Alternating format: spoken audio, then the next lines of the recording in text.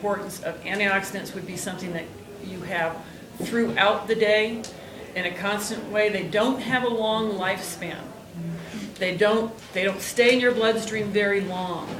So you would want those soldiers all the time. So you want to make sure you have antioxidants breakfast, lunch, dinner throughout the day. Okay, so sometimes that's referred to that process I was just talking about. You'll hear, I've even heard, and I didn't know what they meant, rusting of the cells. So you know how oxygen rusts the car? It's the same idea in your body. A rusting effect is probably a good example of that. So let's get to some of the fun stuff, because I found some great stuff out about which antioxidants they know do what. So vitamin A, which is vitamin A is oranges and yellow foods. Those are your yellow and orange foods. They enhance white blood cell function. That's going to help your immune system, and that also is going to help fight cancer. And so now, the other thing I thought was really interesting about yellow and orange foods is there's ways that you get more antioxidants out of them that you might not know. For instance, cooking carrots, a simple thing. Cook them whole and cut them after you cook them. So, because when you cut them, you're losing. Look for, when you're looking at the grocery store, for food, I know we all tend to go to the most pristine-looking food with least amount of blemishes. That doesn't necessarily mean you got the best health benefits. Isn't that funny? The perfect tomato has got less lycopene than the one that looks like it wasn't so well taken care of. So I think that's interesting. And the same thing with carrots. So when you're looking at them, that perfect package is really not what you're looking for. If you go to the bulk area and you see carrots that still have tops on them, that's really going to, be more benefit for you nutritionally than that perfect bag with the bunny on the front. Well, because now it still has some life, and it has produced more vitamin A if it isn't so well taken care of in the dirt. And it's, usually you're going to find your bulk carrots in the organic section.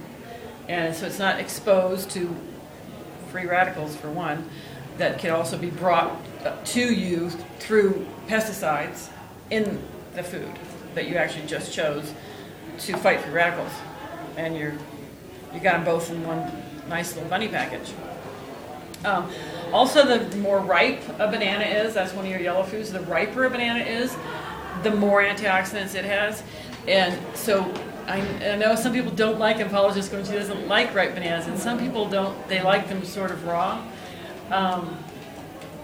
If you could just imagine that you could almost get double the antioxidants with a ripe banana, you might like it better. And also brown bananas are even better. So if that's a trade-off, because the underripe bananas have more resistant starch. So if you're trying to lose weight, if you're putting bananas in your sink shake, it's better if they're underripe. Because they don't have as much sugar and starch. They don't have as much sugar. Yeah, depending on what trade-off you're doing. Yeah, depending on what you're looking for there. Yeah, I guess. Right. So then the green foods are the most likely to be the antioxidants that will combat cancer.